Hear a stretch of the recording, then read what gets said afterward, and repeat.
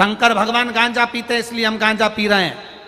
तुम शंकर जी की होड़ कर रहे हो। कोई कोई ऐसा है कि उसने जटा भी बना ली, हम शंकर का स्वरूप में रहते हैं। कोई के हम चंदन लगाते, कोई के हम रुद्राक्ष पहनते, कोई के हम शंकर के स्वरूप में रहते हैं। शंकर जी भांग पिए तो हम भांग पीते, शंकर जी गांजा पिए तो हम गांजा पीते हैं। तो मेरा निवेदन है, शंकर जी विष भी पीते हैं, पी लो। वो गाय को छोड़ रहे, शिव शंकर भगवान तो विष भी पिए हैं ना, तो पियो।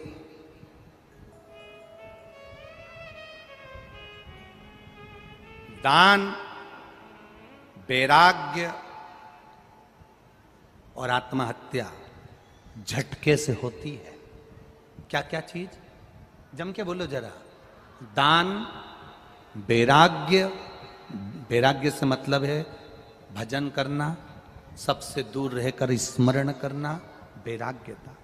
दान, वैराग्य और आत्महत्या झटके से हो जाती है, झटके से।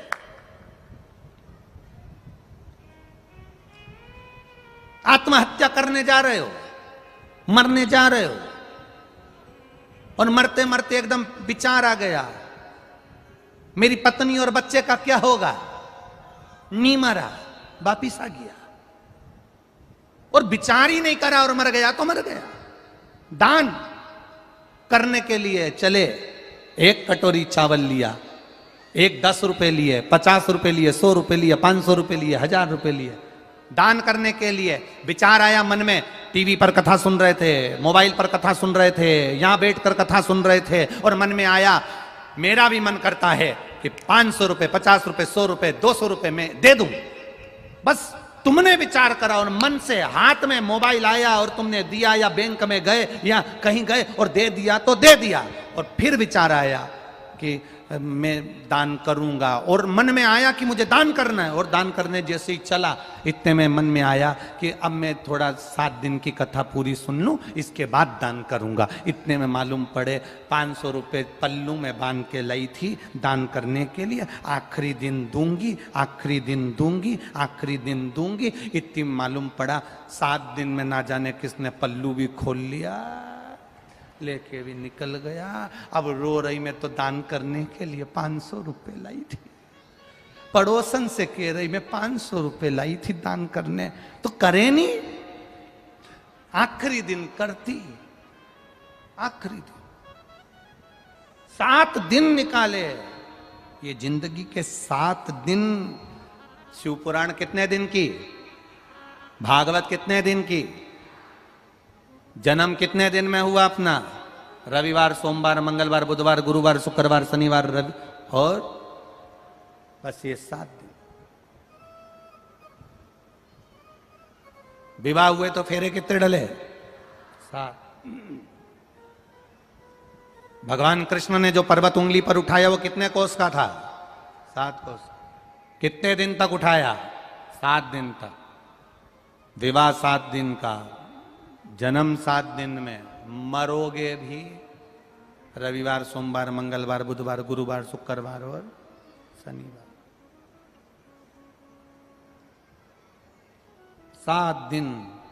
रविवार को जन्म हुआ, सोमवार को बड़े हुए, मंगलवार को ब्याह हुआ, बुधवार को बच्चे हुए, गुरुवार को बीमार पड़े, शुक्रवार को हॉस्पिटल गए, शनिवार को निपट गए। पूरे दिन ऐसे ही निकल गए।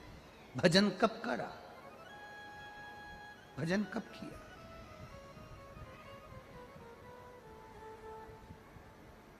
दिन गए, समय गया, समाप्त हो गया।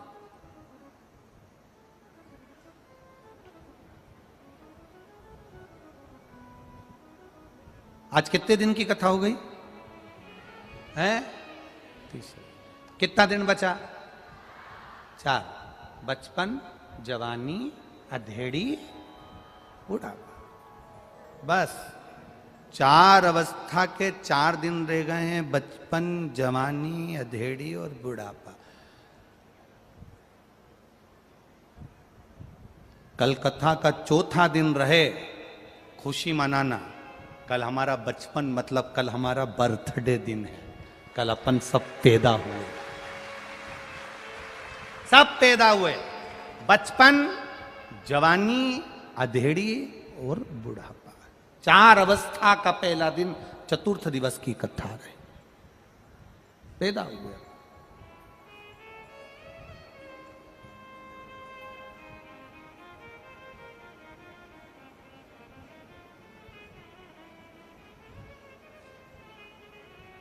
कितना सुंदर संवाद है। पूरी भारत की भूमि पर जन्मदिन मनाया जाता है। लोग कहीं केक काटते हैं, कहीं दिया जलाते हैं, कहीं मंदिर जाते, कहीं आतिशबाजी फोड़ते, कहीं नगाड़े चलाते, कहीं कुछ फंक्शन मनाते हैं। पूरी भारत की भूमि पर दुनिया के लोग जन्मदिन मनाते हैं, पर मेरे देव अधिदेव महादेव की नगरी काशी में मरण दिन मनता है। जो मरता है उसकी खुशी मनती है। भारत की भूमि पर दुनिया की सब दूर जन्मदिन मनेगा, पर मेरे शंकर की भूमि काशी विश्वनाथ की धरा, जहां मरता है कोई तो खुशियां मनाई जाती है। खुशियां।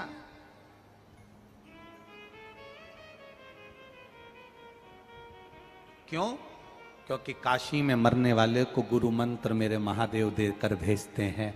उसका फिर पृथ्वी पर जन्म नहीं होता, वो तर जाता है। जन्म और मृत्यु के प्रपंच से छूट जाता है। गया गया।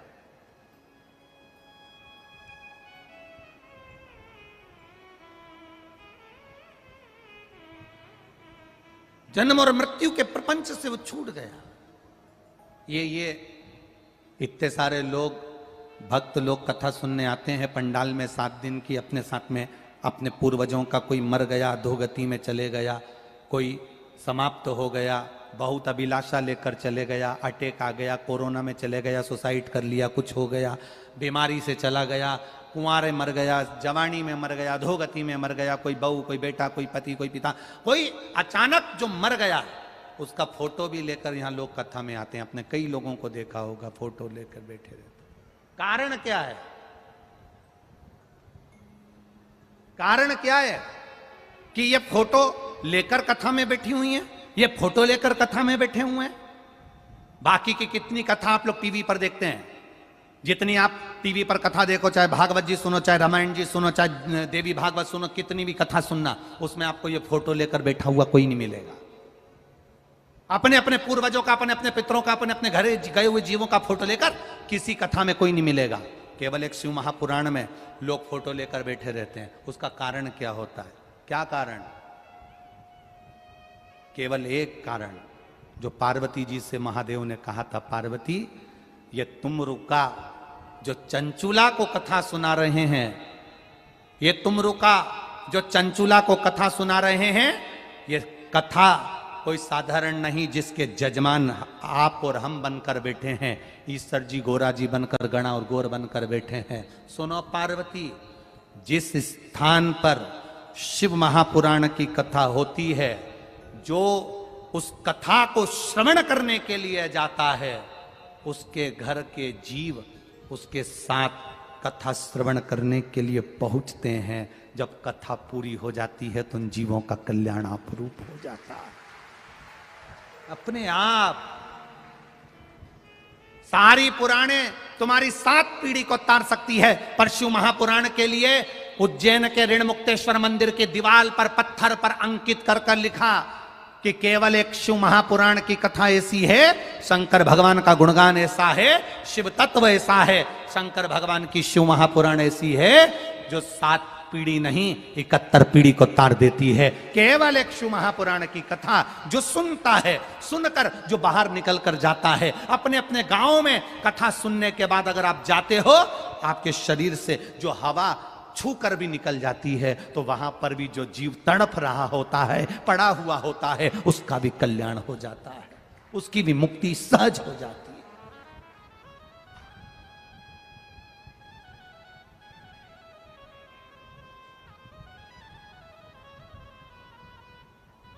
महाराज, छत्रपति संभाजी नगर के राजा रहे छत्रपति संभाजी।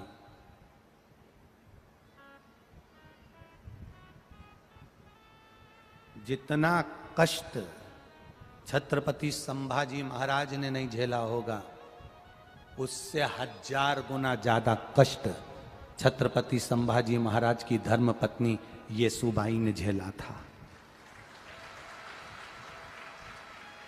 येसुबाई ने झेला था, छत्रपति संभाजी की धर्मपत्नी। छोटे से बच्चे को लेकर कारागार में डाल दिया गया था। सालों साल बैठी रही। महादेव की उपासक थी, शिव की उपासक। हिम्मत नहीं आ रही थी। येसुबाई ने हिम्मत नहीं आ रही। इन उपद्रवियों ने उनको बंद कर दिया, रख दिया, जेल में डाल दिया, छोड़ा नहीं। बेटे को छोड़ दिया पर येसुबाई को नहीं छोड़ा था। कितना कष्ट झेला होगा वो येसुबाई ने, इतना कष्ट।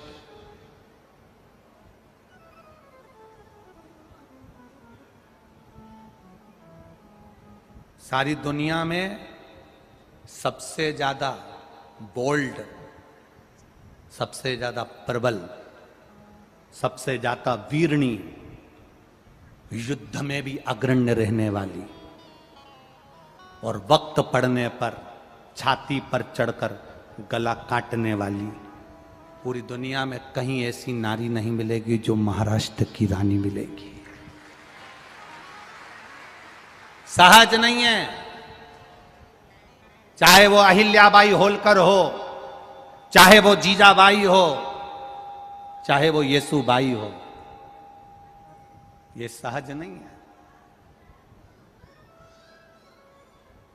एक बार येसुबाई से एक प्रश्न किया गया था, आप लोगों को मालूम होगा शायद, अगर आप महाराष्ट्र के निवासी हो तो आप लोगों को स्मरण में होगा। छत्रपति संभाजी की धर्मपत्नी येसुबाई से एक प्रश्न किया गया था,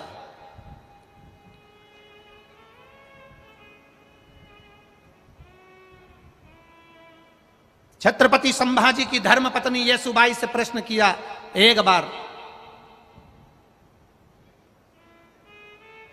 स्वयं छत्रपति संभाजी ने ही प्रश्न कर लिया, स्वयं।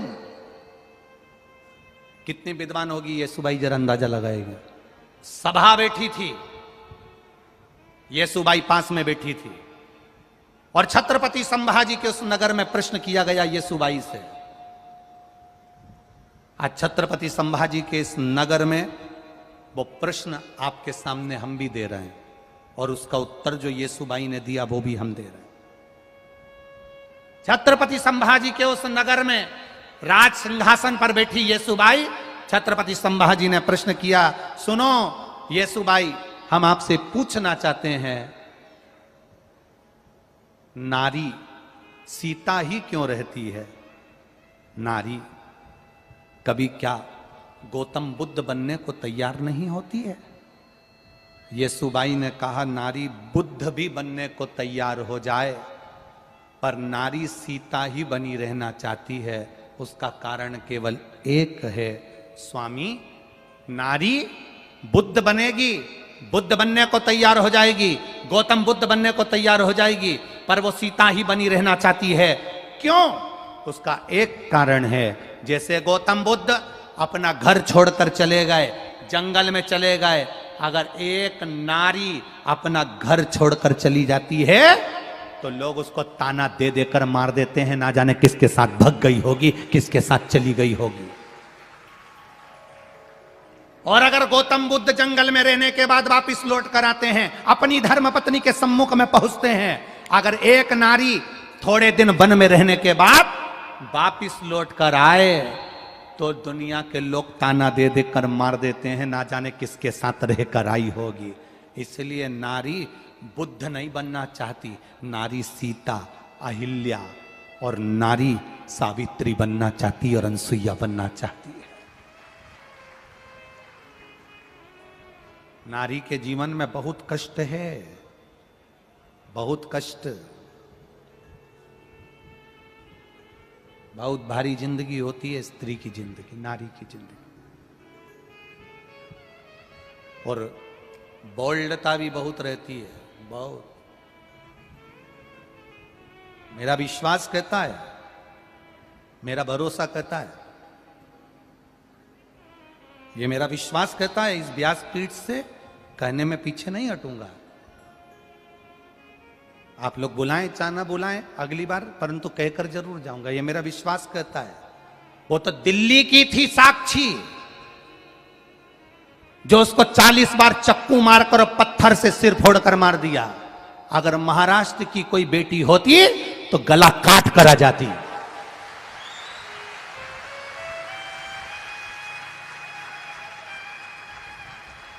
अगर महाराष्ट्र की कोई बेटी होती तो गला काट कर आती। जीजाबाई बनकर जो शिवाजी को महल पर चढ़ा देती है, अकेले की सेना तैयार कर कर एक तरफा राज देकर शिवाजी को छत्रपति बना सकती है, जो अपने पोते को छत्रपति बना सकती है, वो गला उतारना भी जानती है। वो गला उतारना भी जानती है। कभी अटैची में मिल रहे हैं लाशें, कभी फ्रीज में मिल रही है, कभी रोड पर मारे जा रहे हैं। खुशी तो उस दिन होगी, बोलूं क्या केवल तुम्ही ने प्रेम किया है? उसने गलती देखी, तुम्हें मार दी। तुम भी तो कोई गलती दिखती होगी कभी जिंदगी में, तुम्हें भी तो गलती दिखती होगी। क्यों? प्यार में और प्रेम में अंतर है। प्यार में खून खच्चर होता है, पर प्रेम में खून खच्चर नहीं होता। आपसे निवेदन है, बच्चों को काला धागा बांधते हो कि वो बुरी नजर से बच जाए। इस व्यासपीठ से कहेंगे, बुरी नजर से बचाने का प्रयास करते हो तो बुरी संगत से बचाने का भी प्रयास करना। अपने बच्चों को अच्छा मार्ग देना, सत्मार्ग दीजिए अपने बच्चों।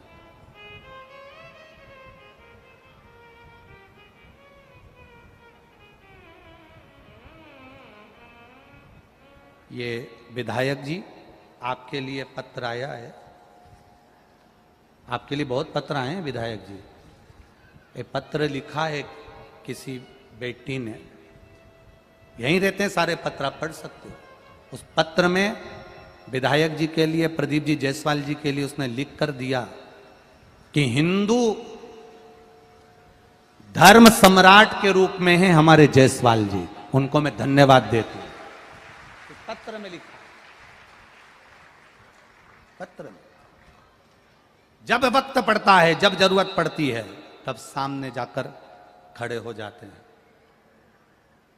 हम भी यही कहना चाहेंगे आपसे, चतुराई नहीं, समझदारी रखिए। समझदारी में दुखी व्यक्ति को दुखी देखकर अपन खुद दुखी हो जाते हैं, और सुखी व्यक्ति को सुखी देखकर अपन स्वयं सुखी हो जाते हैं। स्वयं सुखी।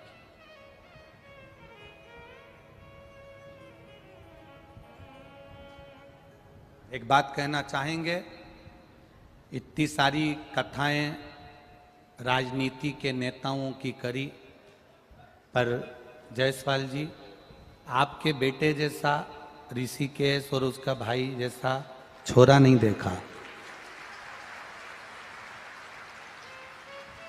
आपके बेटों जैसा बेटा, ऋषिकेश जैसा छोरा नहीं देखा, उसके बड़े भाई जैसा बेटा नहीं देखा। आप अंदर बैठे हो, वो रोड पर कार्यकर्ताओं के साथ खड़े रहकर व्यवस्था करवाने में लगा रहता है।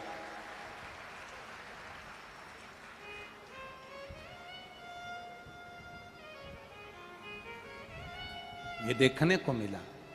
एक कथा और मालेगांव में करी थी, वहां दादा बाबू भूसे जी की, उनके भी बेटे ने बहुत मेहनत करी। यहां पर भी देखा कार्यकर्ताओं के साथ ऋषिकेश और उसका बड़ा भाई दोनों सेवा में लगे। बहुत जरूरी है, बहुत जरूरी। आप अपने भीतर के बल को जगाइए। येसुबाई छत्रपति संभाजी की धर्म पत्नी वहां कैद में बंद थी तो भी उसकी वीरता समाप्त नहीं हुई, उसकी वीरता खत्म नहीं। क्यों नहीं छोड़ा? येसुबाई के बेटे को छोड़ दिया और येसुबाई को नहीं छोड़ा गया था, कैद में बंद रखा था। आप लोगों तो जानते हो सब। नहीं छोड़ा येसुबाई को, छत्रपति संभाजी की धर्मपत्नी को कैद से नहीं छोड़ा गया। क्यों? अगर यह बाहर निकल गई तो फिर हमको दौड़कर भागकर जाना पड़ेगा और ये नगर राज्य वापिस येसुबाई का हो जाएगा। येसुबाई को छोड़ा नहीं गया।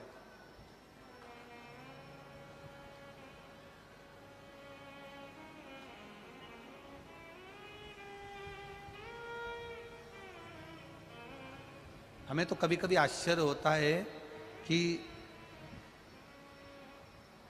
कितना दुख झेला तो भी छोड़कर नहीं गई।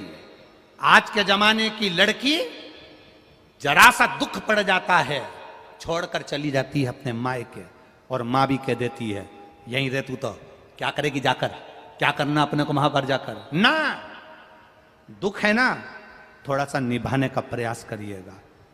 समय बुरा होता है, समय को थोड़ा निकालने का प्रयास करना। हो सकता है एक व्यक्ति के साथ विवाह हुआ वो बेकार निकल जाए, दूसरे के साथ किया वो कौन सा अच्छा निकल जाए, किसको मालूम। बुरा और अच्छा किसने जाना। प्रयास करो।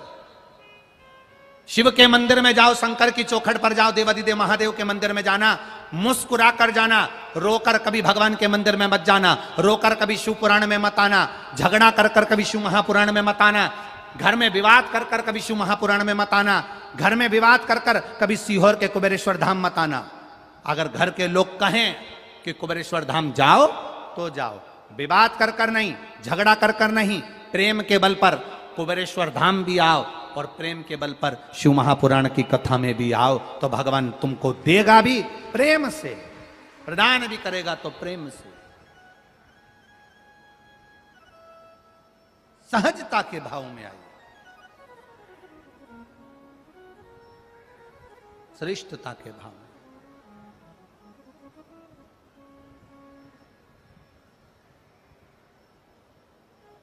महाराज विद्वत्ता, फिर निवेदन है आपसे। पार्वती जी ने शिव जी से प्रश्न किया और शंकर भगवान ने पार्वती से कहा, क्या बात है तुम्हारा चेहरा क्यों उतरा हुआ है, तुम्हारे चेहरे को उतार कर क्यों बैठी हुई।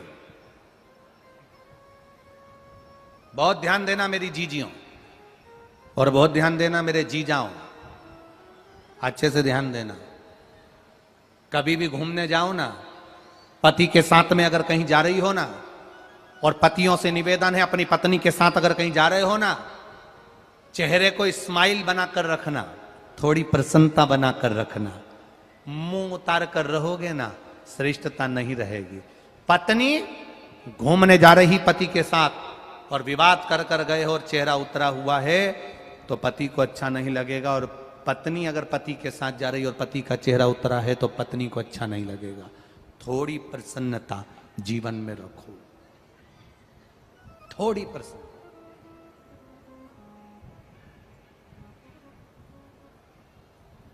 अपने अपने घर में हॉल के अंदर एक इतनी बड़ी तख्ती लगाकर टांग दो, इतनी बड़ी तख्ती अपने घर के अंदर हॉल में टांग दो।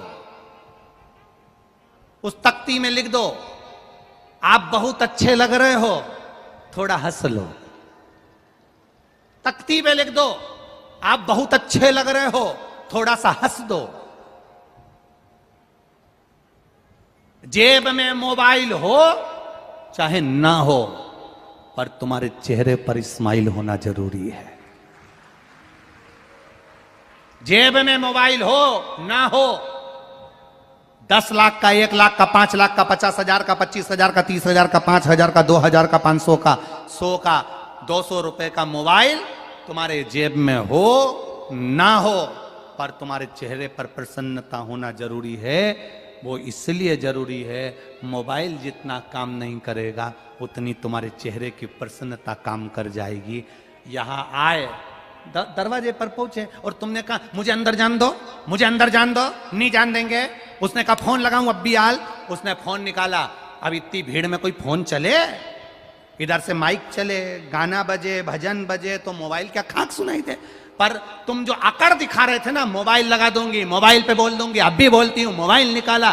जो मोबाइल काम नहीं करे वो इस्माइल काम कर दे। एक बार सिर पे पल्लू रख के बोल देती, भैया प्लीज। भैया भी कह देता जी जी।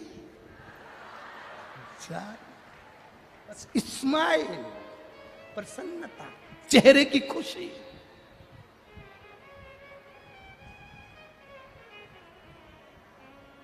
कितनी भी गाड़ी भरी हो, कितनी भी गाड़ी, खूब सीट भरी हो ट्रेन के अंदर, खूब गाड़ी भरी हो, एक छोटा सा तो शब्द है प्लीज, फिर तो कितनी भी भरी होगी ना, बैठ जा प्लीज। अंग्रेजी के 2-3 शब्द बहुत अच्छे, थैंक यू, प्लीज और सॉरी। भाई ये 3 शब्द बड़े काम के, तुम इसको पकड़ के रख लो। कितना भी झगड़ा हो जाए, तुम किसी को एक थप्पड़ जोर का मार दो और बाद में सॉरी।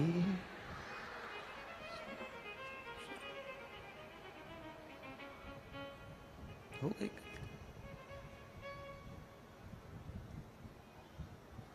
कोई ने तुम्हारे लिए इतना काम करा और तुमने एक शब्द छोटा सा कहा थैंक यू, बस हो गया। मोबाइल किसी काम आएगा कि नहीं आएगा, पर तुम्हारे चेहरे की प्रसन्नता तुम्हारा काम कर जाएगी। शंकर जी के मंदिर में तुम्हारा मोबाइल काम आएगा कि नहीं आएगा, पर एक लोटा जल और मुख से बोला गया श्री शिवाय नमस्तुभ्यम काम कर कर चला जाएगा। चेहरे पर प्रसन्नता रखो, वो प्रसन्नता महादेव के चरणों की रखना। लोग पूछें तो इतने खुश क्यों हैं? मीराबाई से पूछा गया था, बार बार पूछा गया। लोग पूछे कि तू क्यों इतरावे, क्या तो मिला जो तू फूलों समावे। मीराबाई ने एक ही शब्द कहा था, मेरो एक ही मंत्र महान के गुरु मेरो समरथ है। मेरो क्या तो करे गो यमराज, गुरु मेरो समरथ है। जब हमारा गुरु प्रबल हो, जिस गुरु के मुख से वाणी सुनी, जिस गुरु के मुख से ज्ञान लिया, जिस गुरु के मुख से शब्द सुना, जिस गुरु के मुख से भजन सुना, जिस गुरु ने कहा शिव पर विश्वास रखना, और उस वचन को मैंने अपने दिल में संजो कर रख लिया, अपने हृदय में संजो कर रख लिया। अब कोई कुछ भी कहे, मेरा शंकर मेरे साथ है, बस इतना विश्वास तुम्हारे अंदर आ गया तो यमराज भी पीछा पांव पकड़कर वापिस चला जाएगा, तुम्हारे को आंच नहीं आने देगा। विश्वास प्रबल रखिए, भरोसा, दृढ़ता, एकाग्रता प्रबल रखिए। एक लड़के ने अपनी मां से कहा, मां तुम जिसकी कथा सुनती हो टीवी पर, ये सियोर वाला महाराज कहता है जो मांगो वो मिल जाता है, मैं कुछ मांगू?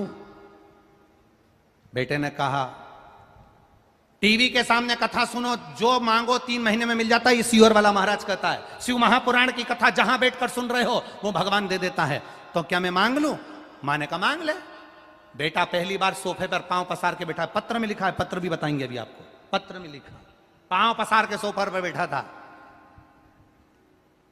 मुझे भी टीवी पर कहीं उस बच्चे ने, ये पुलिस के लोग नौकरी करते हैं या ड्यूटी कर रहे हैं पुलिस कर्मचारी, ऐसा उस बच्चे ने देख लिया, मुझे भी पुलिस बनना है, तो क्या भगवान मुझे बना देगा? मां कहती है तेरी उम्र तो हो जान दे, फिर नौकरी के लिए अप्लाई करना, बन जाएगा। मां 18 साल का हो गया हूं, अगर शिव पुराण में इतना बल है तो 18 साल में मेरी पुलिस की नौकरी लगा के बता दे। ये पत्र कह रहा।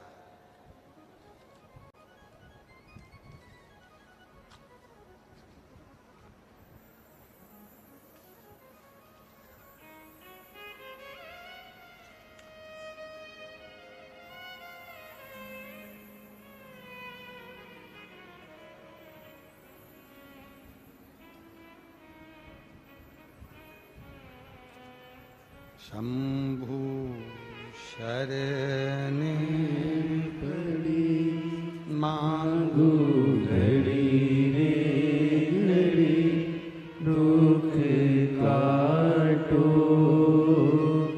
दया करी न दर्शन आपो शंभु शरण पड़ी मांगो घड़ी रे घड़ी दुख काटो दया करी न दर्शन आपो शंभु शरण पड़ी मांगो घड़ी रे घड़ी दुख दया करी दर्शन आपो।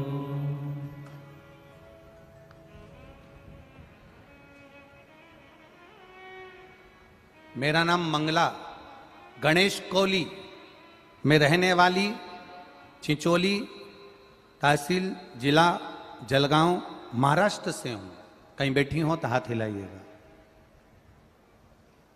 कहीं बैठी हो तो अपना हाथ हिलाइएगा। मेरा नाम मंगला गणेश कोली में रहने वाली चिंचोली तहसील जिला जलगांव महाराष्ट्र से हूँ। मेरा मोबाइल नंबर ये है। पत्र आप लोग भी अपने अपने टीवी पर स्क्रीन पर उस पत्र को पढ़िएगा। कहीं बैठी हो तो हाथ हिलाइएगा। कहीं दिखी क्या? अच्छा आप ही हैं, ठीक है। ऐसा हाथ हिला दो, ठीक है, ऐसा हाथ हिला दो। पत्र में लिखा, मेरा बेटा मुझसे कहता है, आप कहते हो क्या भगवान सुनता है? टीवी के सामने मांगोगे तो सुन लेगा। तेरी उम्र हो जान दे बेटा, फिर तू पुलिस की नौकरी के लिए अप्लाई करना। तो क्या हुआ? सियोर वाला महाराज तो कह रहा है 18 साल का हुआ हूं ना मां, भगवान है तो नौकरी लगा दे। उसमें लिखा, इतना बड़ा चमत्कार ये दुनिया का कहीं नहीं हो सकता गुरुदेव। इतना, आप पत्र पढ़िए। गुरुदेव, इतना बड़ा चमत्कार हुआ कि मेरा बेटा 18 साल की उम्र में रायगढ़ पुलिस में भर्ती हो गया। ये शिव तत्व है, ये शंकर है। इस पत्र में लिखा है। बहुत बहुत बधाई हो बाबू आपको, खुश होइए। एक बार दोनों हाथ हिला दो फिर से। हाँ, बहुत बहुत बधाई। बैठिए। हर हर महादेव। शिव किसको कहते हैं? ओघड़ी किसको कहते हैं? दयालु किसको कहते हैं?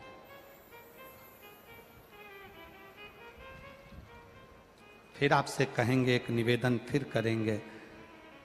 सब तुम्हारे भाग्य में जो लिखा होगा वो देंगे, पर महादेव वो देता है जो दुनिया में कोई नहीं दे सकता। वो मेरा महादेव दे देता।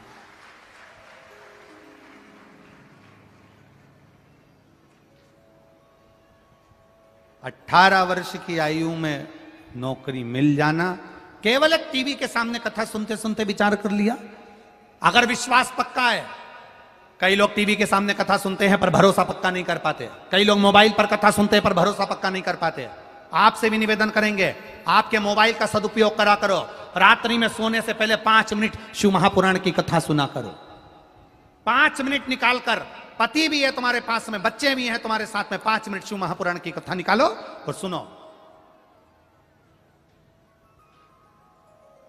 और विश्वास रखकर सुनना, भरोसा रखकर, दृढ़ता रखकर सुनो।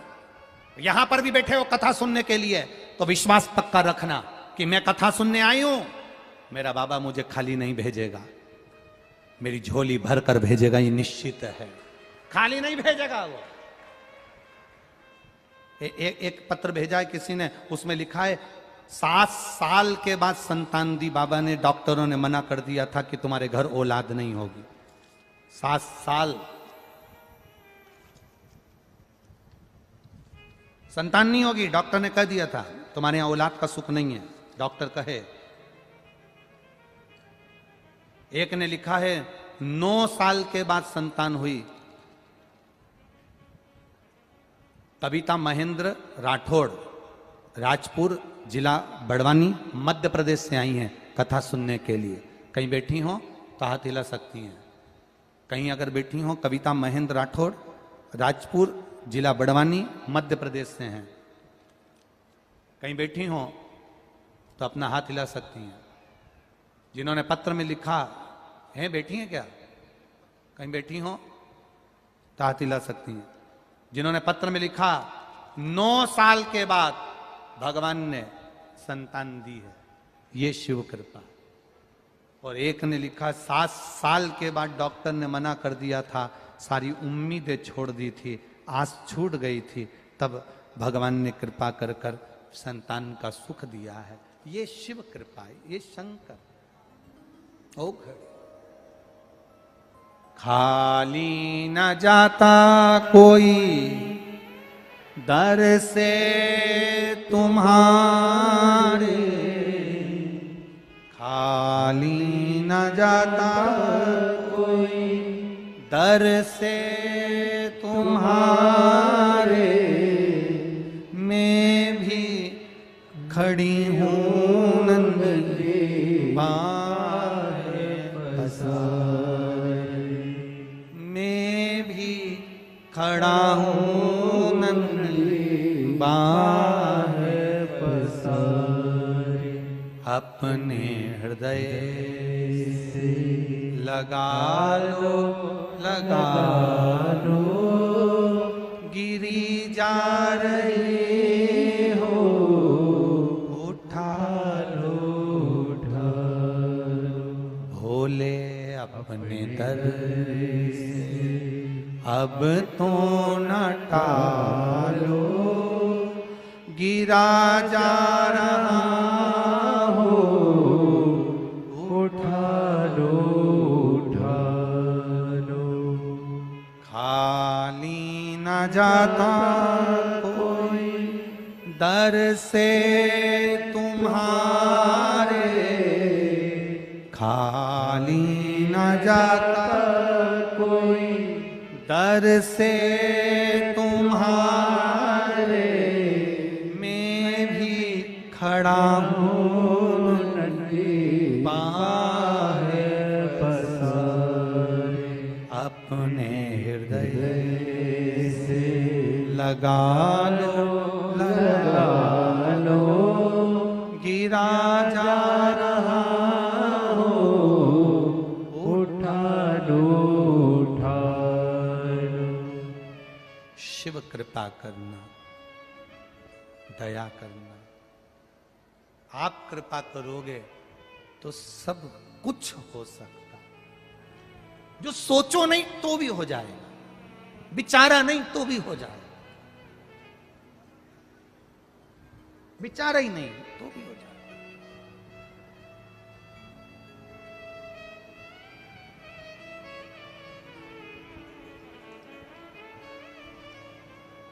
कितनी आस लेकर आए हो, विश्वास लेकर आए हो, दिल से जुड़कर प्रेम से उससे कहो, दिल से कहते रहो। और जब आप दिल से कहोगे वो दिल से सुनेगा। चतुराई नहीं चाहिए मेरे बाबा को। पार्वती सोने का महल बना दिया, पार्वती ने सोने के महल का क्या करा? छोड़ दिया, रावण के पिताजी को, विश्वकर्मा जी को दे दिया। क्या करूंगा? सुख कहां है? दुनिया का सर्वाधिक सुख वही है, भले हम रूखी खाएं, सूखी खाएं, जैसे भी रहें, पर अपने परिवार के साथ में आनंद से रहें। उससे बढ़कर दुनिया का कोई सुख नहीं, दुनिया को कोई सुख नहीं। सुबह से उठो, हमारा सनातन धर्म, हमारा हिंदू धर्म कहता है सुबह से उठते हैं तो हमारे सनातन धर्म में कहते हैं एक हाथ में जल लेकर सूर्य भगवान को अर्घ दो। हमारे सनातन धर्म में कहते हैं एक लोटा पानी तुलसी जी में चढ़ाओ। हमारा सनातन धर्म कहता है एक लोटा जल महादेव को चढ़ाओ। सुबह से उठता है, सुबह से उठकर हमारा सनातन धर्म, हिंदू धर्म हमको जल चढ़ाना सिखाता है, पानी देना सिखाता है, बाग लगाना सिखाता है, वृक्ष लगाना सिखाता है, बाग में जल देना सिखाता है। हमारा सनातन धर्म हमको बाग वृक्ष लगाना सिखाता है। हमारा सनातन धर्म कभी किसी के घर में आग लगाना नहीं सिखाता है। हमारा सनातन धर्म सुबेरे सुबेरे सूर्य नारायण भगवान को जल चढ़ाना सिखाएगा, तुलसी जी में जल चढ़ाना सिखाएगा, वृक्षों को जल चढ़ाना सिखाएगा, महादेव को जल चढ़ाना सिखाएगा, और किसी के घर में आग लगाना नहीं सिखाएगा सनातन धर्म।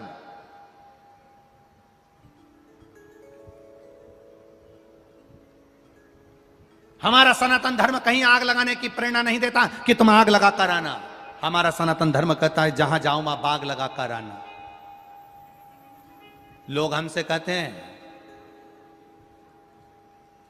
यहां पर भी हमारे बहुत सारे भगत बैठे हुए हैं, तो वो हमसे कहते थे गुरुजी एक बार घर आओ ना, पांव रखो ना हमारे घर पर आकर। गुरुजी एक बार घर आओ ना, थोड़ा सा पांव रखो ना। हम उनसे कहते हैं घर आकर करेंगे क्या? आपके घर जाएंगे, इतने सारे जो हैं ये भी तो अपने अपनी आस लेकर बैठे हैं कि हमारे घर भी गुरुजी आए। हम अकेले, तुम इतने।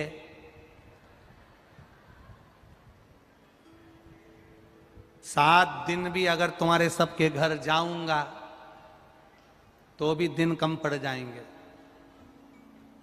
इसलिए हम किसी के घर नहीं जाते, एक काम जरूर करते हैं, तुम्हारे दिल में अपना घर जरूर बना लेते हैं। बहुत घर जाकर करेंगे भी क्या? इतने सारे हो, तुम्हारे घर घर जाएं इतने सारों के कब तक? कथा में आओ, टीवी के सामने कथा सुनो, फेसबुक यूट्यूब पर कथा सुनो, आस्था चैनल पर कथा सुनो, पंडाल में बैठकर कथा सुनो। अपने हृदय में शंकर का घर बना लो, अपने हृदय में शिवालय बना लो। जब दिल में शिवालय बन जाएगा तो किसी को बुलाने की जरूरत नहीं पड़ेगी, गुरु और महादेव खुद अपने घर पहुंच जाएंगे। आप दिल को शिवालय बना लो, मन को शिवालय बना लो।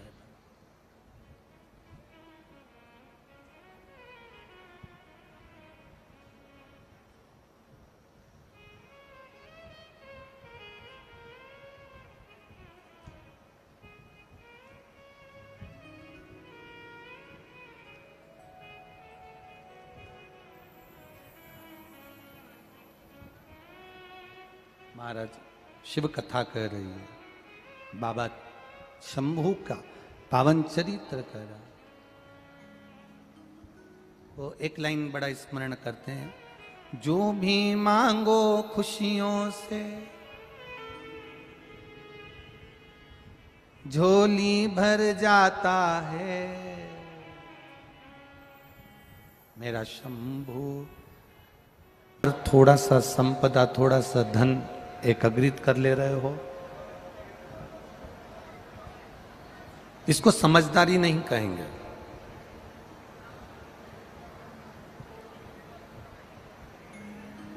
शिव महापुराण में ये समझदारी नहीं है, इसको चतुराई कहेंगे।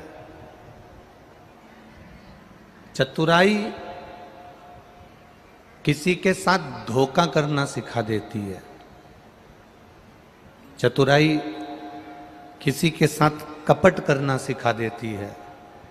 चतुराई किसी को नीचा दिखाना सिखा देती है। चतुराई किसी के व्यापार को समाप्त करना सिखा देती है।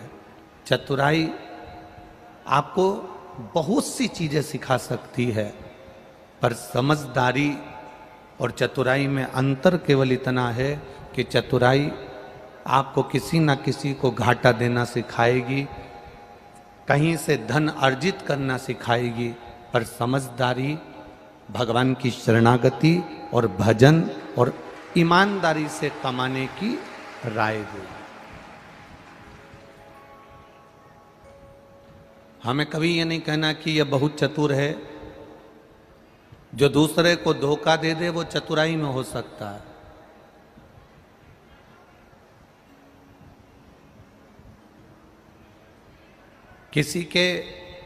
किसी व्यक्ति को बेवकूफ बना देना ये समझदारी नहीं है, इसको चतुराई कह सकते हैं। किसी के धन को खा जाना इसको चतुराई कह सकते हैं। किसी की प्रॉपर्टी को अपना बना लेना इसको चतुराई कह सकते हैं। पर समझदारी उसको कहा गया, समझदारी उसको कही गई कि आप कमाओ, धन लेकर आओ, पर किसी दूसरे का नहीं। आप बंगला बनाओ पर किसी दूसरे की प्रॉपर्टी पर नहीं। आप जमीन बनाओ पर किसी की कब्जा करी हुई नहीं। आप जो कुछ करो अपने परिवार के लिए, अपने घर के लिए, अपनी पत्नी के लिए, अपने बच्चों के लिए, अपने कुटुंब के लिए, अपने परिवार के लिए जो कुछ करना है सब करो, पर उसमें किसी का दिल ना दुखे, किसी का मन ना दुखे, किसी को दुख ना हो। इसको समझदारी कहा गया, इसको चतुराई नहीं कहा गया। इसको केवल समझदारी कहते हैं। इसको समझदारी कि आप ना अपने परिवार का बुरा होने दे रहे हो, ना आप दूसरे के परिवार का बुरा होने दे रहे हो। आप ना किसी अपने परिवार के व्यक्ति को तकलीफ में आने दे रहे हो, ना दूसरे व्यक्ति को तकलीफ में आने दे रहे हो। 33 कोटि देवी देवताओं में केवल एक देव अधिदेव महादेव एक ऐसे हैं जो दूसरे का भी भला कर रहे हैं और अपना भी भला कर रहे हैं। और अपने भक्तों से भी मेरा महादेव कहता है कि भूल से भी अपने शरीर के द्वारा, अपनी आत्मा के द्वारा, अपने चित्त के द्वारा, अपने मन के द्वारा, अपनी बुद्धि के द्वारा, अपने द्वारा किसी का दिल ना दुखे, किसी को कष्ट ना हो, किसी को तकलीफ ना हो। इस मन के द्वारा, इस चित्त के द्वारा, इस बुद्धि के द्वारा, इस शरीर के द्वारा, आपके द्वारा किसी का दिल नहीं दुखना चाहिए, किसी का मन नहीं दुखना चाहिए। हम तो यहां तक कहते हैं, शिव महापुराण यहां तक कहती है, आपके परिवार वाले राजी हों कि शिव महापुराण में चलना है, जाना है या जाएंगे, वो कह दें कि जाओ तो जाओ। वो मना कर दें तो आप शिव पुराण में भी मत जाओ। घर में रहकर टीवी पर कथा सुन लो, मोबाइल पर सुन लो। वो कहें कि तुम काम के टाइम कथा मत सुन, बाद में सुन लो। आजकल तो इतने अच्छे अच्छे साधन हो गए कि मोबाइल में रख लो, बाद में जब सब दुकान चले जाएं, कोई व्यापार में चले जाए, कोई स्कूल चले जाए, फ्री जब समय मिल जाए तब छत्रपति शिवाजी यहाँ संभाजी नगर की कथा को निकाल लिया और सुन लिया। किसी का दिल दुखाकर भजन भी नहीं किया जाता। हम तो यहां तक, कई लोग हमसे पूछते हैं,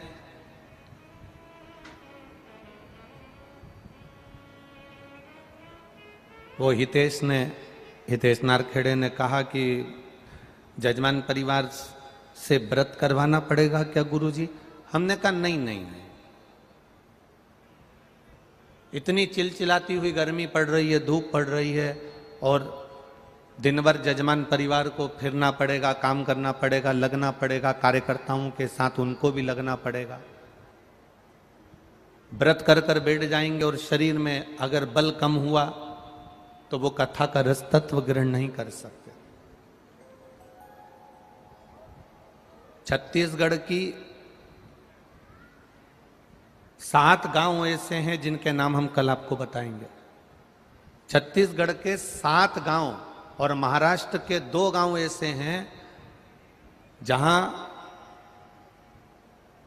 टीवी पर कथा आती रहती है और बीच में जो कथा नहीं आती 2 दिन 3 दिन 5 दिन, तो छत्तीसगढ़ के कई गांव ऐसे हैं और महाराष्ट्र के कई गांव ऐसे हैं जहां लोग उतने दिन तक एक टाइम का भोजन ही नहीं करते हैं। ऐसे छत्तीसगढ़ और महाराष्ट्र के गांव। मान लो बीच में 5 दिन का गैप हो गया तो 5 दिन वो सुबह का टाइम भोजन करेंगी तो शाम को करेंगी नहीं, और शाम को करेंगी तो सुबह करेंगी नहीं। ऐसे छत्तीसगढ़ के 5-7 गांव ऐसे हैं और महाराष्ट्र के भी 2-3 गांव ऐसे हैं जहां की माताएं एक समय का भोजन छोड़ देती हैं, केवल टीवी पर कथा नहीं आती इसलिए, कथा सुनने को नहीं मिलती इसलिए। मेरा उन माओं से निवेदन है, हम आपके पुत्र हैं, बेटे हैं, आपसे केवल इतना सा निवेदन है कि आप दोनों समय आराम से भोजन करो और कथा ना आए तो श्री शिवाय नमस्तुभ्यम का जाप करो, पर कथा को दिल से श्रवण कर आनंद पाओ।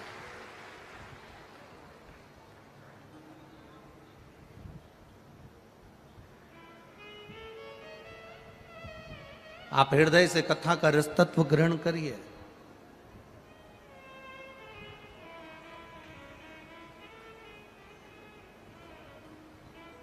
हम कथा करने आते हैं तो अपने कमरे में से निकलकर यहाँ आ जाते हैं और आधे घंटे में पहुंचकर कथा बाजकर अपने कमरे में चले जाते हैं। जब साउंड अच्छा नहीं चलता, आप लोगों तक आवाज़ नहीं पहुंचती, तो दिल इसलिए दुखता है कि आप सुबह 6 बजे के बैठे इस कथा का इंतजार करते हो और आपके कानों में शब्द ना पहुंचे।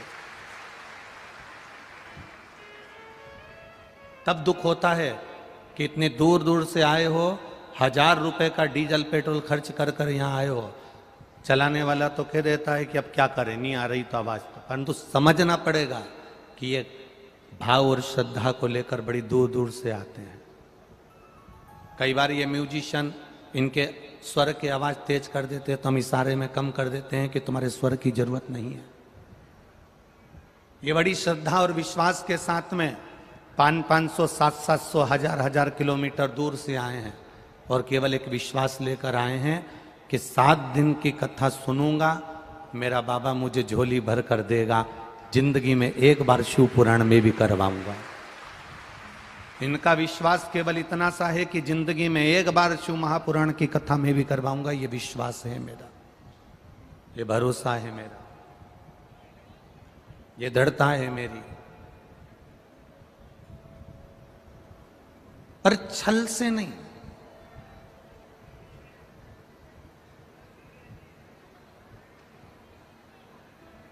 छल से नहीं, एक विश्वास के साथ, एक भरोसे के साथ। चतुराई और समझदारी में अंतर है। चतुराई करने वाला कभी भोलेनाथ को नहीं पा सकता और समझदारी करने वाला कहीं पर भी बैठ जाए भोलेनाथ उसके पास पहुंच जाते हैं। समझदारी किस चीज से होती है? समझदारी वो नहीं है कि आप बहुत पढ़ लिख गए तो समझदार बन गए, आप ऊंचे सिंहासन पर बैठ गए तो समझदार बन गए, आप एसपी कलेक्टर बन गए तो समझदार बन गए, आप कोई मंत्री का पद पा लिए तो समझदार बन गए, आप किसी खूब ऊंचे सिंहासन पर बैठ गए तो समझदार बन गए। पढ़ाई कर ली, इंजीनियर बन गए, डॉक्टर बन गए, कलेक्टर बन गए, एसपी बन गए, एसडीएम बन गए, मंत्री बन गए, संतरी बन गए, कलंतरी बन गए, उसका मतलब ये नहीं कि आप समझदार हो गए। समझदार किसको कहा गया? खूब पढ़ने वाला व्यक्ति समझदार नहीं होता, खूब पढ़ने वाला व्यक्ति समझदार की गिनती में नहीं आता। समझदार तब होता है कि डॉक्टर के ओहदे पर बैठने पर, इंजीनियर के ओहदे पर बैठने पर, मंत्री के ओहदे पर बैठने पर, ऊंचे सिंहासन के ओहदे पर बैठने पर, collector, SP, SDM, DSP, SSP, जो कमिश्नर आदि पद हैं, उन पर बैठने के बाद भी आप किसी के दुख को देखकर दुखी हो जाओ और सुख कर देखकर सुखी हो जाओ, तब समझना कि आप समझदार हो। ये डिग्रियां तो कोई भी प्राप्त कर सकता है, डिग्रियों के बल पर तो कोई भी पद प्राप्त कर सकता है। कोई डॉक्टर बन सकता है, कोई इंजीनियर बन सकता है, कोई कलेक्टर बन सकता है, कोई मंत्री बन सकता है, कोई ऊंचे ऊंचे सिंहासन पर बैठ सकता है। उसमें समझदारी का पद नहीं होता। समझदारी डिग्रियों से नहीं आती, समझदारी वो आती है जो हमारे घर से दी जाती है। माँ बाप, घर के माता पिता अपने बच्चों को जो संस्कार देते हैं, कोई भूखा है उसको भोजन करा देना, कोई प्यासा है उसको पानी पिला देना। आप गाड़ी से जा रहे हो, पड़ोस का व्यक्ति नीचे गिर गया, आप खुश होकर अपनी गाड़ी आगे बढ़ाकर चले गए। बड़ी बड़ी गाड़ियों में आप बैठ कर जा रहे हो और सोचते हो मेरे पास में ये पद है, मेरे पास में ये प्रतिष्ठा है, मैं समझदार हूं। इसको समझदार नहीं कहा गया। किसी गिरे हुए को उठाकर हॉस्पिटल तक पहुंचा देना, यह समझदारी कहलाती है। किसी भूखे को भोजन करा देना, यह समझदारी कहलाती है। किसी प्यासे को पानी पिला देना, यह समझदारी कहलाती है। संत एकनाथ जी के पास में, पैठन के पास में आप रहते हो, वो संत एकनाथ जिन्होंने गधे को भूखा प्यासा देखा तो गंगा जल ले जाकर पिला दिया, वो संत एकनाथ की पीठ के पास आप निवास कर रहे हो। कलेक्टर कोई भी बन सकता है, पद कुर्सी किसी को भी मिल सकती है, सीए कोई भी बन सकता है, इंजीनियर कोई भी बन सकता है, डॉक्टर कोई भी बन सकता है। आप अच्छी पढ़ाई करो, एमबीए कोई भी कर सकता है, बीबीए कोई भी कर सकता है, ऊंचे सिंहासन पर कोई भी बैठ सकता है, फैक्ट्रियां कोई भी लगा सकता है। पर समझदारी का मतलब वो होता है कि किसी के दुख को देखकर आप दुखी हो जाएं और किसी के सुख को देखकर सुखी हो जाएं। पराये दर्द को अपनाए उसे इंसान कहते हैं। जो पराये का भी माल खुद खा जाए उसे हैवान कहते हैं। अब इंसान और हैवान में अंतर हो जाता है। जो दूसरे के दर्द को समझे, दूसरे के दुख को समझे, दूसरे के कष्ट को समझे, वो समझदारी है, उसे समझदारी कहते हैं।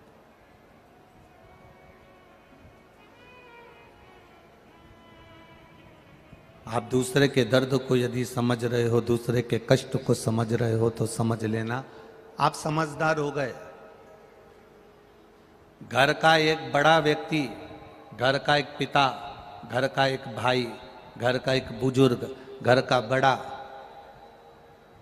घर में बुजुर्ग व्यक्ति को, घर के बेटे एक बुजुर्ग व्यक्ति को सम्मान नहीं दे रहे। घर का बड़ा व्यक्ति एक बुजुर्ग व्यक्ति का आदर नहीं कर रहा और घर का एक छोटा सा बच्चा अपने दादाजी को एक गिलास पानी भर कर दे रहा है, तो बाप समझदार कि बेटा समझदार? बोलो जम के बोलो जरा, समझदार है कि नहीं? पिता समझदारी क्यों नहीं कर रहा? क्योंकि पिता को लग रहा है कि मेरे पिताजी ने अपनी जायदाद छोटे बेटे को दे दी, जब इनने इतनी चतुराई करी तो मैं भी इनके साथ चतुराई करूंगा, नहीं देना पानी मेरे को। अब इसको चतुराई कहते हैं। पर जो छोटा सा बच्चा है उसके अंदर चतुराई नहीं आई है, छोटे से बच्चे के अंदर चतुराईता नहीं आई है। छोटे से बच्चे ने देखा मेरी दादी पूजन कर रही है, छोटा बच्चा उनके पास जाकर बैठ गया, बुझी हुई अगरबत्ती की डंडी पकड़कर वो भी घुमाने लगा। इसको समझदारी कहते हैं। दादी को प्यास लगी, पानी ला कर दे दिया। माँ मना कर रही है, दादी के कमरे में मत जाना, उन्हें दमे की बीमारी हो रही है, उन्हें पीलिया हो गया, उन्हें टीबी हो गई, उन्हें ये हो गया, उन्हें वो हो गया। दादा के कमरे में मत जाना, दादा को खांसी चल रही है, उनको इन्फेक्शन हो रहा है। दादी के कमरे में मत जाना, उनको इन्फेक्शन हो रहा है।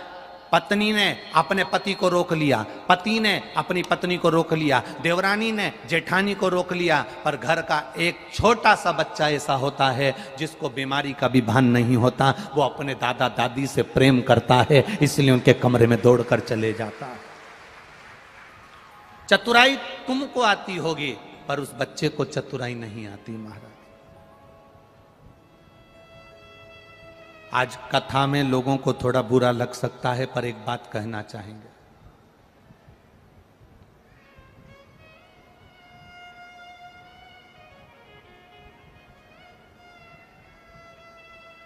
एक बात आपसे कहना चाहेंगे। थोड़ा बुरा लग सकता है, लग जाए तो घर जाके ठंडा पानी में नहा लेना, लग जाए तो लग जाए। पहले के समय में, पहले के जमाने में दरवाजे पर एक व्यक्ति को बिठाया जाता था कि अंदर कोई कुत्ता ना आए। बोलो सही है कि गलत है? कोई जीव जानवर अंदर ना आए। पहले के समय में एक चौकीदार, एक व्यक्ति को, मनुष्य को, इंसान को बिठाया जाता था कि अंदर कोई कुत्ता ना घुस जाए, अंदर कोई जानवर ना घुस जाए, अंदर कोई जीव जंतु प्रवेश ना कर जाए। आज के जमाने में दरवाजे पर कुत्ते को बिठाया जाता है कि कोई इंसान अंदर प्रवेश ना कर जाए। बदलाव देखिए कितना बदलाव है। कुत्ते को साबुन से नहला रहे हो और अपने आप को गौरव महसूस कर रहे हो कि मैंने कुत्ता नहलाया। कुत्ते की चेन पकड़कर, कट का चड्डा पहनकर, क्या बोलते हैं भगवान, हम तो जानते भी ना है। हाँ वो समझ गए ना, तुम लोग समझ गए ना, बस इतना इतना बरबुंडा, इतना इतना। अब उसको पहनकर, टी शर्ट पहनकर सवेरे सवेरे मॉर्निंग वॉक में कुत्ता घुमा रहे तो अपने आप को ऐसा महसूस कर रहे कि मैं दुनिया का सबसे बड़ा सेठ हूं। पर देखने में ऐसा लगता है कि तुम कुत्ते को घुमा रहे हो कि कुत्ता तुम्हें घुमा रहा है। समझ नहीं आता, समझ नहीं आता। आज के तो कुत्ते भी समझ में नहीं आते कि इनका मुंह किधर है और पूंछ किधर है। कुत्ते ही समझ में नहीं।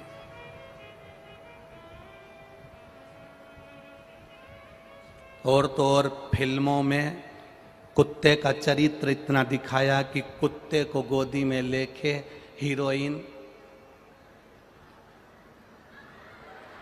इसने कुत्ता का चरित्र इतना दिखाया। अब जितने लोग वो फिल्म देख रहे थे उतने लोग मन में सोच रहे थे हम ही कुत्ता बन जाते। अब जिसको भगवान शरीर दिया और परमात्मा संत बनने के लिए दिया और वो अपने आप को कुत्ता बनाने का प्रयास कर रहा, जरा समझिएगा।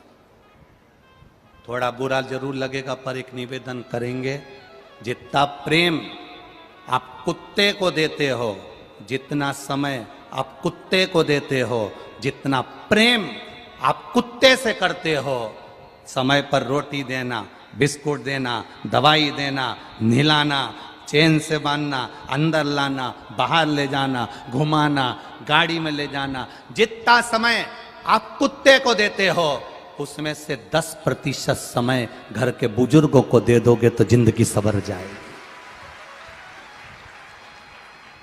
केवल 10% समय घर के बूढ़े व्यक्ति को देना चालू कर दो तो जिंदगी संवर जाएगी। कुत्ते से लाड लड़ाओगे तो अगला जन्म तुम्हारा कुत्ते का पाओगे, पर बुजुर्गों से लाड लड़ाओगे तो उनके आशीर्वाद से कब करोड़पति बन जाओगे पता नहीं चल पाएगा। उनका आशीर्वाद, उनका हाथ तुम्हारे सिर पर पड़ेगा तो तुम्हारी जिंदगी सार्थक हो जाएगी, तुम्हारा जीवन धन्य हो जाएगा।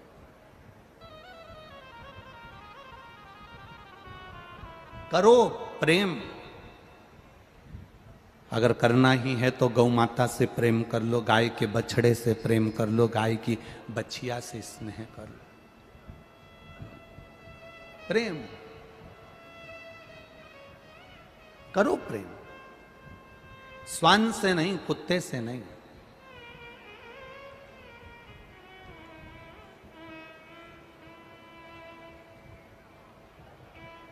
मत बुरे कर्म कर बंदे वरना पछताएगा, भगवान की आंखों से तू बच नहीं पाएगा, तू बच नहीं पाएगा।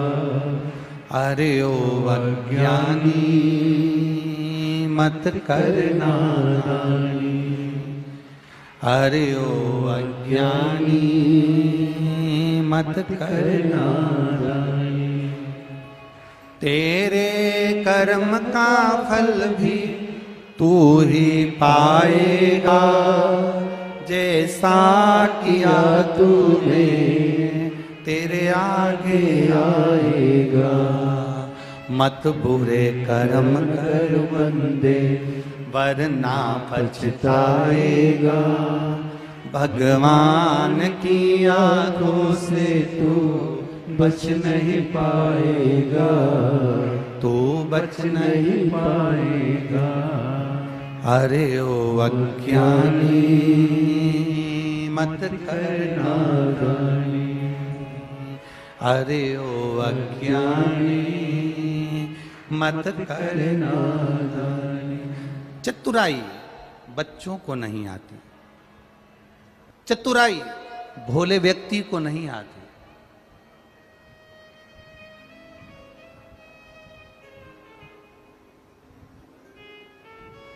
चतुराई मेरे महादेव को भी नहीं आती। भस्मासुर ने वर मांगा, ऐसा वर दे दो मैं जिस पर हाथ रखूं वही भस्म हो जाए। अगर चतुराई आती तो भस्म होने का आशीर्वाद देते क्या? नहीं। भोले थे, चतुराई नहीं आती।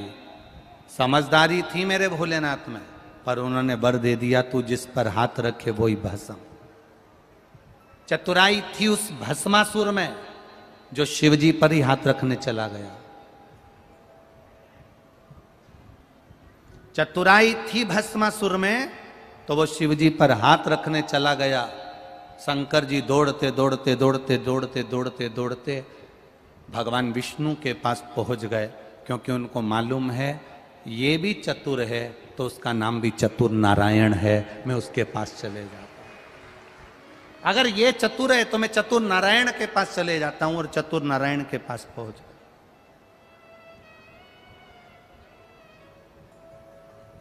भोले को भोला मिलता है, समझदार को समझदार मिलता है, और चतुर को जम के बोलो चतुर मिलता है। आप अगर आज किसी को धोखा देकर 2 रुपए ज्यादा कमा भी लोगे ना, कोई ना कोई तुमको ऐसा चतुर मिलेगा, तुमने उसको धोखा दिया, वो तुम्हें धोखा देकर तुमने 2 रुपए उससे ज्यादा लिए, वो तुमसे 10 रुपए लेकर जाएगा। चतुर को चतुर मिलता। और भस्मासुर जैसे चतुर को चतुर नारायण मिले। क्या करा उन्होंने? स्त्री का रूप लेकर उसको नचाया, नचाया, उसी का हाथ उसी के सिर पर रगवा दिया। अब सोचो, इसने तो वर मांगा था और उसी को समाप्त करवा दिया उसी के वर से। चतुर को चतुर मिल जाता है, भोले को भोला मिलता है, सहज को सहज मिलता है।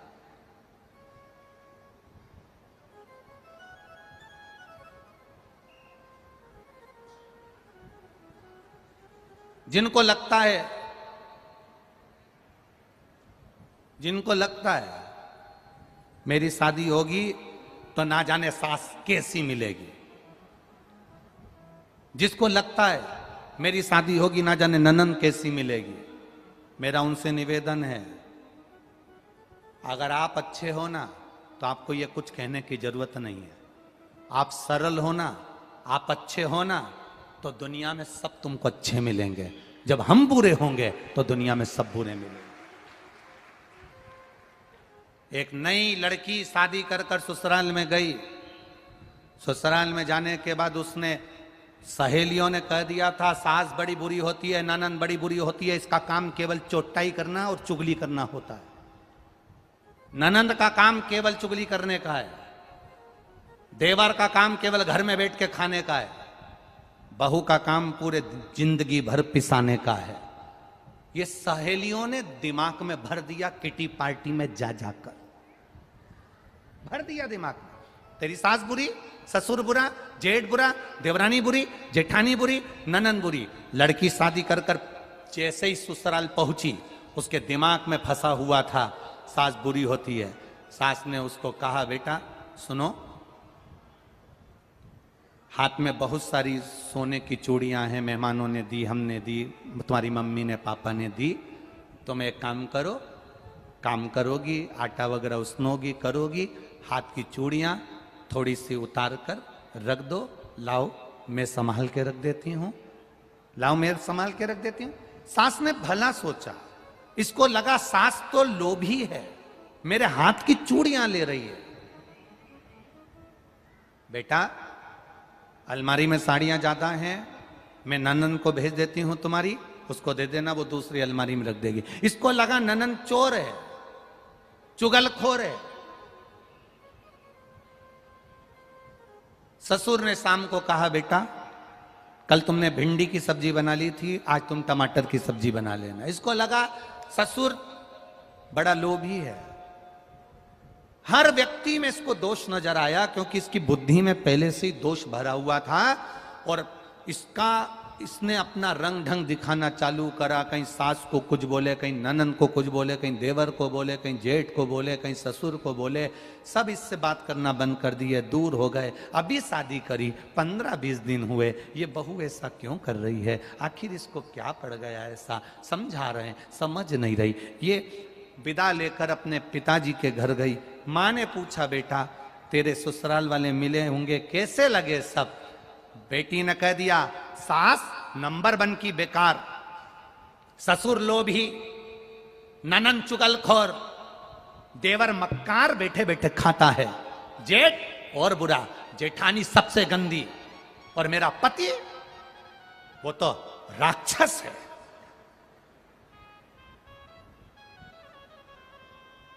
तो तेरे पड़ोसी तो अरे पड़ोसी नंबर 1 के बेकार, इतने घटिया, इतने गंदे, जिनका मुंह देखना पसंद नहीं मेरे को।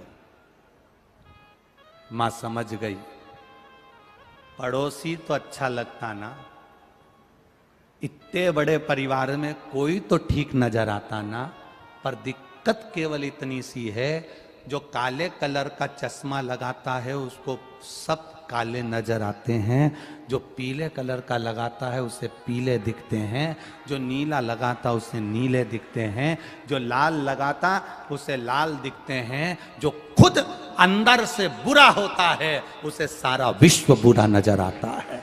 ये श्रेष्ठ, सब गंदे।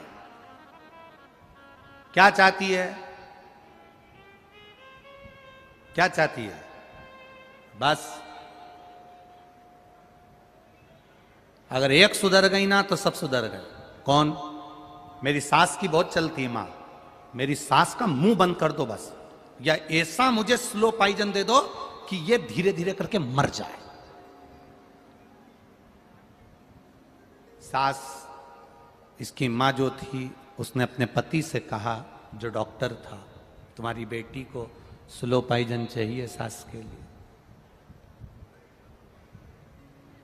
डॉक्टर कभी किसी को मारना नहीं चाहता, जब तक दम लगती है उसको बचाने का प्रयास करता है।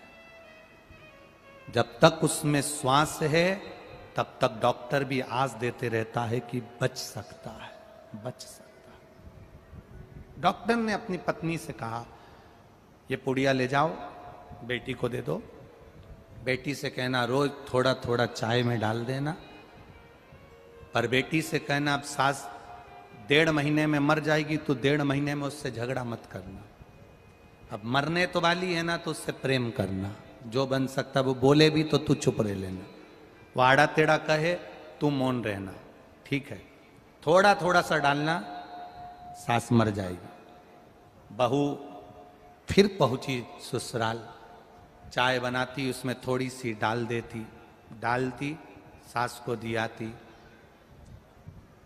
सास कुछ भी बोलती बहू सुन लेती।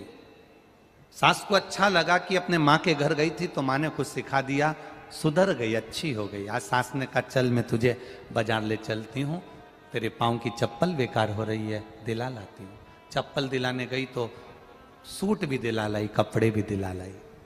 उसने कहा माँ मेरे हाथ की अंगूठी खराब हो गई, माँ ने उसको तोड़वा के दूसरी बड़ी सारी बनवा दी, चल। सास बहू में 15 दिन में इतना प्रेम हो गया, इतना प्रेम हो गया, इतना प्रेम हो गया।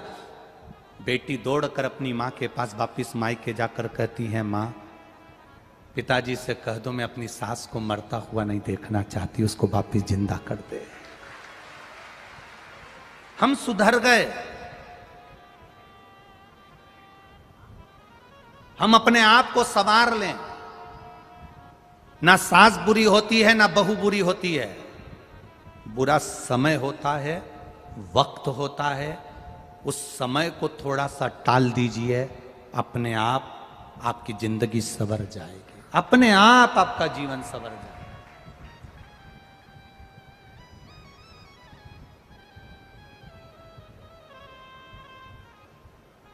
समय टलना चाहिए, कभी कभी समय टल नहीं पाता।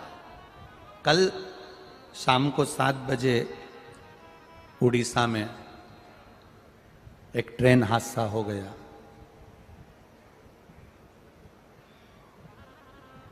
250 लोगों के प्राण चले गए और 900 लोग हॉस्पिटल में पड़े हुए हैं।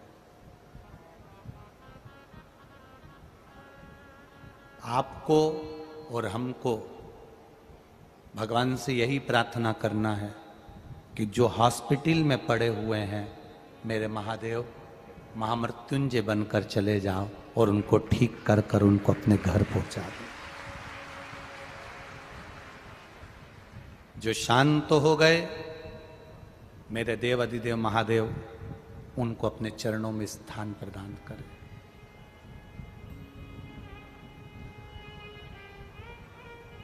बहुत छोटा सा जीवन है।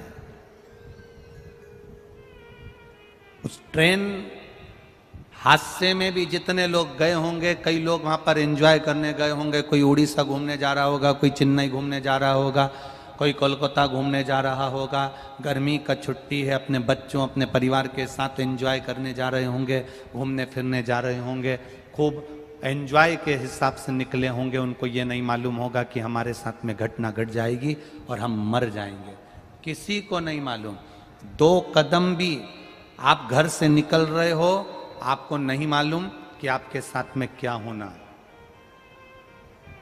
नेपाल की कथा में एक बात कही थी, पर्स में क्या इतने लोग गए होंगे तो इनके पर्स में क्या गोली नहीं होगी, दवाई नहीं होगी? बोलो ईमानदारी से, होगी कि नहीं होगी? सिर दर्द की गोली, हाथ पे दर्द की गोली, सिर की गोली, आंख का ट्यूब, कहीं घुटना दुखे उसकी दवाई, हर एक। आप भी आए हो इतने सारे लोग कथा सुनने के लिए, आपका भी पर्स खोल कर देखो, उसमें भी कोई ना कोई टेबलेट, कोई ना कोई दवाई पड़ी होगी।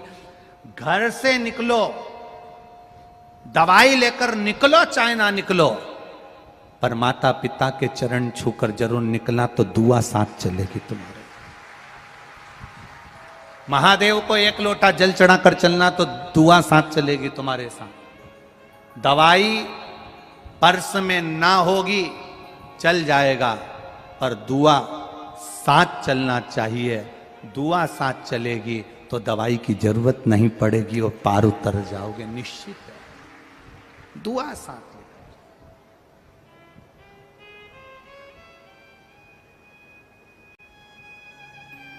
भजन के बल को बढ़ाओ। जीवन का कोई भरोसा नहीं है, कोई सार तत्वता इस शरीर की है ही नहीं।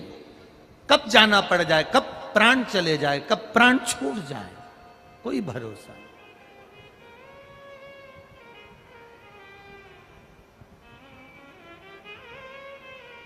श्वास रुक जाएगी चलते चलते, क्षमा बुझ जाएगी जलते जलते, दम निकल जाएगा रोशनी का, क्या भरोसा है इस जिंदगी का। ये जीवन का कोई भरोसा नहीं, कोई भरोसा। कोई कहे आपसे भगवान को पाने के लिए भूखे रहना पड़ेगा, कोई कहे आपसे, हम तो यहां तक कहते हैं कि एकादशी का व्रत भी करो तो भूखे मत रहो, दिन भर चरो और एकादशी करो। हम तो यहां तक कहते हैं खिचड़ी खा ली, फिर भूख लगी चिप्स खा जाओ। चिप्स खाने के बाद भी भूख लगे 1-2 घंटे बाद तो पपीता खा जाओ। पपीता खाने के बाद भी भूख लगे तो 2-4 सेव फल निपटा जाओ। उसके बाद भी भूख लगे तो 1 गिलास दूध गर्म करके फिर पी जाओ।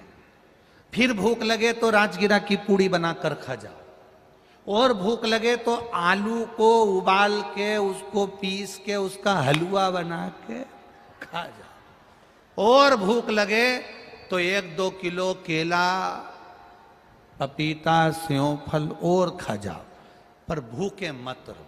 तुम तो खूब आराम से खाओ, दिन भर चरो और एकादशी करो, पर भगवान की भक्ति में कमी मत लो। भगवान के भजन में कमी नहीं आना चाहिए तुम्हारे। तुम भूखे रह जाओ और भगवान का भजन ना करो। कोई कोई व्रत ऐसा होता है जिसमें आप लोग भूखे रहते हो, जैसे वो करवा चौथ का व्रत रहता है, उसमें तुम लोग कितने भूखे रहते हो, कितने। एक बार कोई इंटरव्यू ले रहा था करवा चौथ के व्रत का टीवी पर, तो पत्नी से इंटरव्यू लेने की जगह वो पति से इंटरव्यू ले रहा था। आप कुछ बोलिए करवा चौथ के लिए। उन्होंने अपना उत्तर दिया, ये सब बोला। बाद में पति उठकर गया, छत पर वापिस आया तो इंटरव्यू वालों ने पूछा तुम कहां गए थे? तो कि चांद देखने गया था। तो कि व्रत किसका है? पत्नी का। तो तुम चांद देखने काय को जा रहे हो? उसने सुबह से मुझे कुछ खाने नहीं दिया है। भगवान से प्रार्थना कर रहा हूं तू निकल जा, ये एक बार तुझे देख लेगी तो मुझे खाने को दे देगी। ये मैं उससे बोली थी कि जब मैं भी नहीं खा रही तो तुम काय को खा रहे, इसलिए मुझे खाने को नहीं। मैं भगवान से प्रार्थना कर रहा हूं कि चंद्रदेव तुम निकल जा।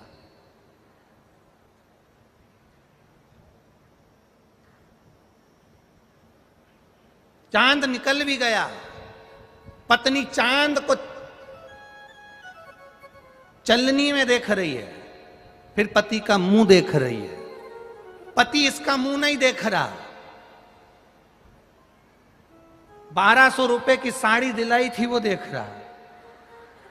प्राण खा गई थी जब तक साड़ी ना दिलाई, करवा चौथ का व्रत नहीं करा। और पूरे व्रत में एक दिन पहले से कह रही थी सुन लो कल मेरा करवा चौथ का व्रत है, साड़ी दिला दो। कल मेरा करवा चौथ का व्रत है, साड़ी दिला दो। नहीं दिलाओगे तो मैं व्रत आधा कर तोड़ दूंगी। पति को लगा ये तो मेरा सुसाइड कराने की आफत। इसने व्रत तोड़ा और मैं निपटा।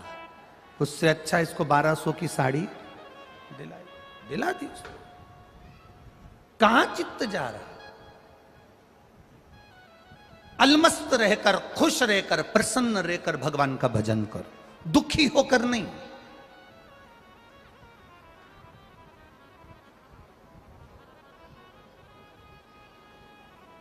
कोई मर गया घर में रो रहे हो, कोई मर गया घर के बाहर रो रहे हो, कोई मर गया हॉस्पिटल में रो रहे हो, कोई मर गया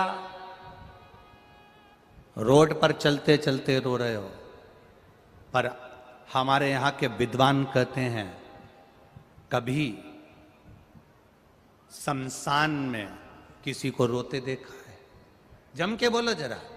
मुर्दे को आग लगाई जा रही है, मुर्दे को जलाया जा रहा है, चिता में आग लगाई जा रही है और परिवार का कोई व्यक्ति रोता है तो उसको मना कर देते हैं ये शमशान है, यहां रोना नहीं है। आग लगाते समय रोया नहीं जाता, चिता जलाते समय रोया नहीं जाता, शमशान के अंदर बैठकर रोया नहीं जाता। घर पर रो लो, हॉस्पिटल में रो लो, घर के बाहर रोड पर रो लो, तुम्हारी मर्जी पड़े गाड़ी में रो लो, लेकर जा रहे हो मुर्दे को तो रोड पर रो लो। पर शमशान में जब आग लगे उस शरीर में, उस मुर्दे को जब जलाया जाता है, चिता में जब आग लगाई जाती है तो शमशान में नहीं रोया जाता है। लोग पूछते हैं शमशान में क्यों नहीं रोते हैं?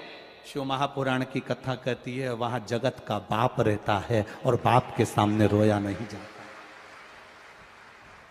वहां जगत का पिता रह रहा है, जगत का बाप रह रहा है, मां देव अधिदेव महादेव रह रहे हैं, शमशान में उनका निवास है, उसके सामने रोया नहीं जाता।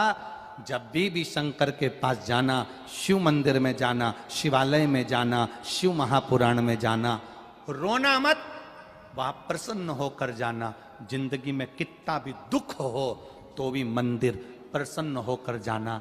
तो पार्वती जी भी शिव जी से कह देंगी इसकी जिंदगी में कितना दुख है, कर्जा है, बीमारी है, किराए के मकान में रह रही है, दुकान नहीं चल रही है, बच्चे सुन नहीं रहे हैं, गलत संगति में जा रहे हैं, पढ़ाई का पैसा नहीं है, रोटी के लिए मोहताज है, उसके बाद भी मंदिर में पानी चढ़ाने आती है, एक लोटा जल चढ़ाने आती है और मुस्कुरा कर आती है, हंसकर आती है। शंकर भगवान कहते हैं पार्वती इसकी जिंदगी में दुख है और ये मेरे मंदिर में आकर मुस्कुरा रही है, इसलिए आज जब ये जल चढ़ाकर जाएगी तो मैं इसको आशीर्वाद दे दूंगा कि तेरे सारे दुख कटेंगे और तू मुस्कुराती रहे।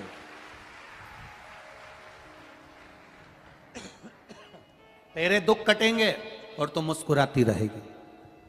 मैं आशीर्वाद दूंगा इसको, क्योंकि ये मेरे मंदिर में मुस्कुरा कर आती है, ये मेरे सामने मुस्कुरा कर आती है। जो बहू सास के सामने 24 घंटे रो कर जाए, हमारे को तो तुमने ऐसी साड़ी चढ़ाई थी, हमारी शादी में तो केवल 1 लाख रुपए खर्च करे, देवर की शादी में इतने खर्च करे, ननन की शादी में ऐसा करा, उसकी शादी में ऐसा करा, हमको तो कुछ दिया ही नहीं, हमको तो कुछ करा ही नहीं, हमको तो कुछ करा ही नहीं। जिंदगी भर जो रोती रहे रोती रहे रोती रहे रोती रहे रोती रहे, तो सास भी सोच लेती है इसकी तो जिंदगी में रोना ही लिखा है। जो कुछ भी नहीं है उसके पास में तो भी मुस्कुराकर सास से कहे मम्मी चाय बना लाऊं क्या, बेटा दूध नहीं है, सास कह रही है दूध नहीं है, और बहू कह दे तो कोई बात नहीं मां, काली चाय पी लेते थोड़ा नींबू निचोड़ के, पेट भी साफ हो जाएगा। जो विषम परिस्थिति में भी मुस्कुराकर अपने आनंद को जीती है, सास भी सोच लेती है मेरी जिंदगी में ऐसी बहू कहीं नहीं मिलेगी, परमात्मा जितने जन्म देना मेरी बहू बेटी इसी को बनाकर भेजना, कोई दूसरे को नहीं। विषम परिस्थिति में भी जो समता ढूंढे, विषम परिस्थिति में भी जो सुख ढूंढे, विषम परिस्थिति। जब पहली बार माता पार्वती जी शादी कर कर आई कैलाश धाम पर, शादी करके आने के बाद उन्होंने जब कैलाश धाम पर देखा तो कहीं उनका रहने के लिए जगह ही नहीं थी। अब कैलाश में कहां जगह रहने के लिए? आज भी कैलाश में कहां जगह है रहने के लिए? आप चले जाओ कैलाश पर्वत, कैलाश मानसरोवर की जिन्होंने यात्रा करी होगी उनको मालूम होगा।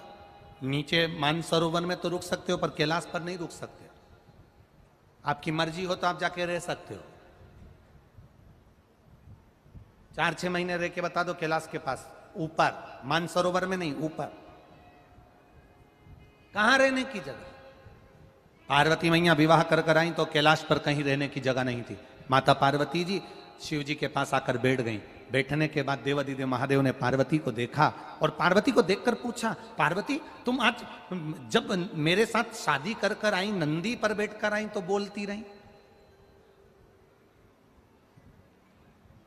नंदी पर बैठ कर आई तो बोलती रही, शादी में फेरे डले तब बोलती रही, जयमाला हुई तो बोलती रही, प्रसन्न रही, बोली, अच्छा व्यवहार करा, पर जब से तुम घर आई हो तब से तुम्हारा मुंह उतरा हुआ है। कोई कोई बहू ऐसी हो जाती है, शादी में फेरे डले तो मुस्कुराए, स्टेज प्रोग्राम होए तो मुस्कुराए, गुलाब जामुन खाए तो मुस्कुराए, पार्लर जाए तो मुस्कुराए, गाड़ी में पति पत्नी दोनों आ रहे थे तो मुस्कुराए, पर घर में जब से उन्हें आई और 1-2 दिन रहने के बाद इसका मुंह उतर जाए तो पति पूछेगा कि नहीं पूछेगा, तू पहले तो अच्छी रह रही थी, अब क्या हो गया तेरे को, क्यों सांप सूंघ गया तेरे को, क्या तकलीफ हो गई तेरे को? भगवान शंकर ने पार्वती जी से पूछा, तुझे तकलीफ क्या है, तुझे कष्ट क्या है, क्या बात है, तुम मौन क्यों है? पार्वती जी कहती है कि मैं शादी कर कर तो आ गई पर यहाँ रहने की जगह नहीं है। शंकर भगवान कहते हैं पार्वती एक काम करो, क्या चाहती है? तुम जो बोलोगी वो हो जाएगा, तुम बताओ क्या चाहती? पार्वती जी कहती हैं मैंने दुनिया का बहुत वैभव देखा है, नाटक और फिल्म जैसा प्यार कभी अपने घर के लोगों से मत करना, क्योंकि नाटक और फिल्म में जो प्यार दिखाया जाता है वो केवल प्यार होता है, उसको प्रेम नहीं कह सकते।